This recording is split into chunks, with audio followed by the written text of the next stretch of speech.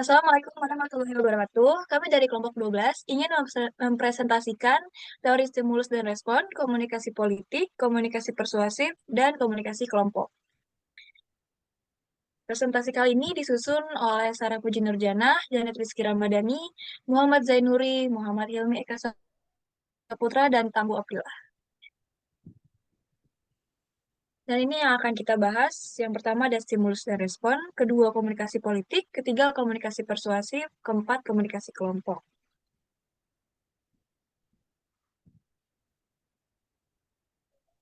Stimulus respon. Stimulus respon merujuk pada model komunikasi yang menekankan interaksi antara stimulus atau rangsangan yang diberikan kepada penerima dan respons yang diberikan oleh penerima sebagai tanggapan terhadap stimulus tersebut.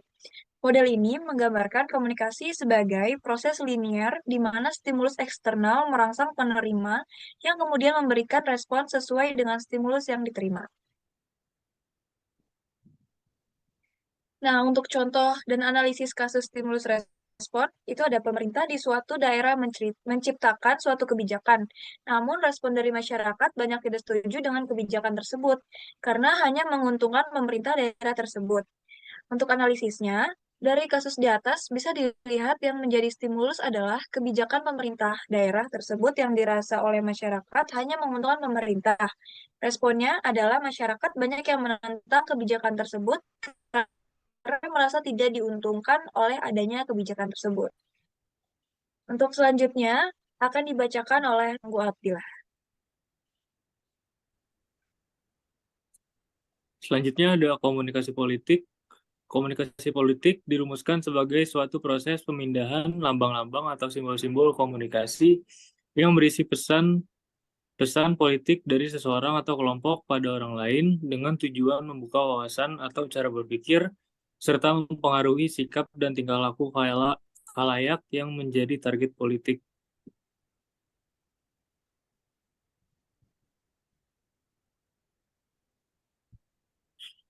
Oke, yang selanjutnya ada contoh dan analisis kasus komunikasi politik. Contoh kasusnya penggunaan retorika emosional. Seorang kandidat menggunakan retorika emosional dalam pidato kampanyenya. Dia memanfaatkan cerita-cerita pribadi yang menggugah emosi, seperti kisah seorang warga biasa yang menghadapi kesulitan ekonomi atau kisah-kisah kepahlawanan. Hal ini bertujuan untuk membangkitkan simpati dan identifikasi dari pemilih potensial. Dengan penggunaan retorika emosional ini, kandidat tersebut berharap dapat meningkatkan ikatan emosional dengan pendukungnya dan mempengaruhi keputusan pemilih. Analisis kasus penggunaan retorika emosional dalam komunikasi politik dapat sangat efektif dalam mempengaruhi pemilih. Pemikiran dan keputusan seorang seringkali dipengaruhi oleh emosi mereka. Dalam contoh ini, kandidat tersebut secara sadar menggunakan kisah-kisah pribadi yang menggugah emosi untuk menghubungkan dirinya dengan pemilih potensial. Dengan cara ini, dia mencoba untuk membentuk persepsi positif tentang dirinya sebagai pemimpin yang peduli dan memahami masalah rakyat. Untuk selanjutnya akan dibacakan oleh Muhammad Zainuri.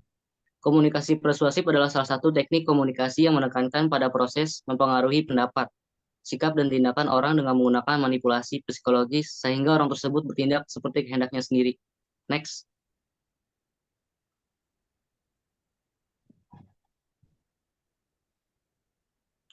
Selanjutnya ada contoh dan analisis kasus komunikasi persuasif.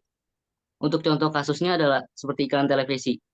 Perusahaan X membuat iklan televisi yang menampilkan fitur-fitur unggulan dari smartphone mereka.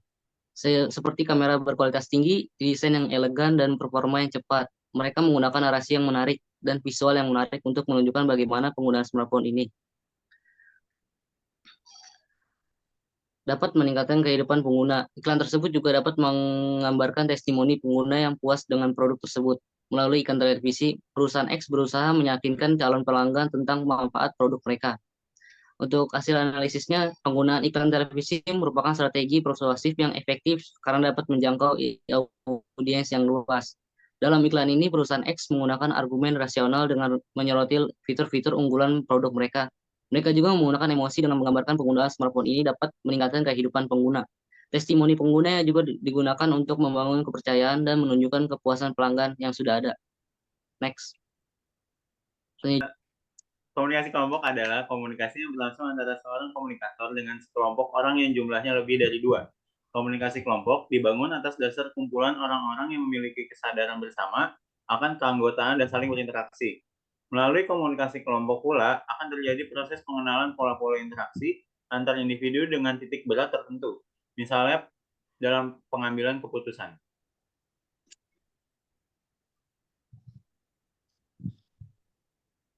Untuk contoh dan analisis kasus komunikasi kelompok, contoh kasusnya adalah rapat proyek. Contohnya, sebuah tim proyek dalam sebuah perusahaan berkumpul untuk merencanakan dan mendiskusikan strategi proyek. Mereka menggunakan komunikasi verbal dan non-verbal, serta menggunakan media presentasi seperti slide PowerPoint untuk membagikan informasi dan ide. Setiap anggota tim memiliki peran dan tanggung jawabnya sendiri dalam rapat. Dan komunikasi kelompok memungkinkan mereka untuk saling berbagi pemikiran, mengambil keputusan bersama, dan memastikan keselarasan dalam pelaksanaan proyek. Untuk analisisnya, komunikasi kelompok dalam rapat proyek ini penting untuk mencapai tujuan yang ditetapkan. Dalam hal ini, anggota tim menggunakan berbagai bentuk komunikasi untuk menggambarkan dan membagikan pemikiran, ide, dan informasi penting. Penggunaan media presentasi membantu memvisualisasikan dan mengomunikasikan gagasan dengan lebih jelas. Tim harus berkomunikasi dengan baik agar semua anggota memiliki pemahaman yang sama tentang proyek, meminimalisir kesalahpahaman, dan mencapai kesepakatan bersama. Selanjutnya dibacakan oleh Janet.